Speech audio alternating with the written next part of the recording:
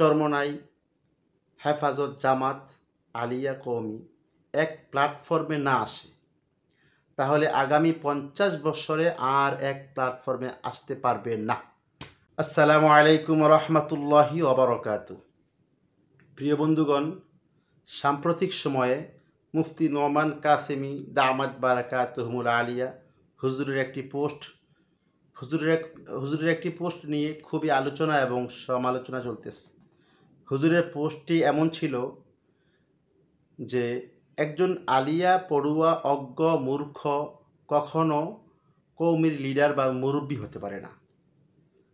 এখন এর পাল্টা জবাব অনেকেই দিতেছে যে একজন আলিয়ার স্টুডেন্ট কিংবা আলিয়ায় যারা লেখাপড়া করেছে এমন একজন শিক্ষিত মানুষ, কওমির যারা পলিটিক্যাল সায়েন্স বুঝে না, এমন কওমির কোনো আলেম আলিয়ার মুরব্বী হতে পারে না।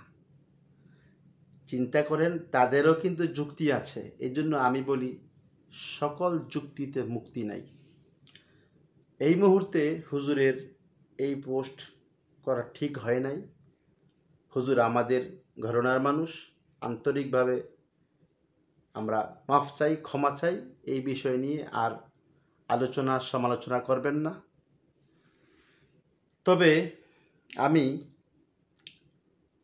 কওমি এবং আলিয়ার পাশাপাশি পলিটিক্যাল সায়েন্স নিয়ে লেখাপড়া করেছি।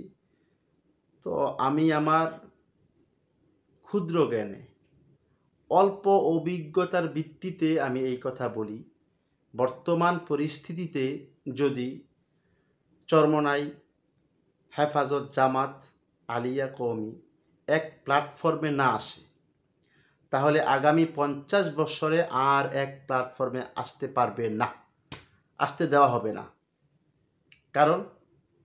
কারণ সামনের অবস্থা খারাপ হতে পারে। ভাই, এই মুহূর্তে মতভেদ ভুলে আমরা এক প্ল্যাটফর্মে চলে আসি।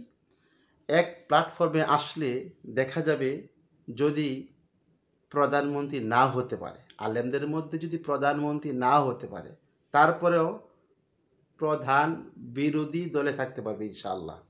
প্রধান বিরোধী দল হয়ে যদি সংসদে যেতে পারে, তাহলে নাস্তিক, রাম, বাম, ইসলামের বিরুদ্ধে, ধর্মের বিরুদ্ধে, আল্লাহ এবং আল্লাহর রাসূলের বিরুদ্ধে কথা বললে বিরোধী দল থাকা অবস্থায় প্রতিবাদ করতে পারবে। অতএব এখন এই মুহূর্তে যদি ওলামায়ে কেরাম এক প্ল্যাটফর্মে না আসে, তাহলে আগামী 50 বছরে আর আসতে পারবে না। এখনই সময়। আল্লাহ তাআলা আমাদেরকে এক প্ল্যাটফর্মে আসার তৌফিক দান করুন। রাজনীতি যেটা, আমি তো বলি যে হযরত ওমরের সময় জনগণ বিশ্বাস করত সর্বময় ক্ষমতার মালিক আল্লাহ, জনগণের আছে স্বাধীনতা। তো আমরা বর্তমানে বিশ্বাস করি মহান আল্লাহ তাআলা সর্বময় ক্ষমতার মালিক, জনগণের আছে বাক স্বাধীনতা। এই চিন্তা চেতনা নিয়ে আমরা ইনশাআল্লাহ আগামীতে নির্বাচনের দিকে ধাবিত হব। আশা করি আমরা এক প্ল্যাটফর্মে আসলে ইনশাআল্লাহ প্রধানমন্ত্রী না হতে পারলেও, প্রধান বিরোধী দলে থাকলেও ইনশাআল্লাহ আমরা সংসদে গিয়ে কথা বলতে পারবো। আল্লাহ তাআলা আমাদেরকে তৌফিক দান করুন।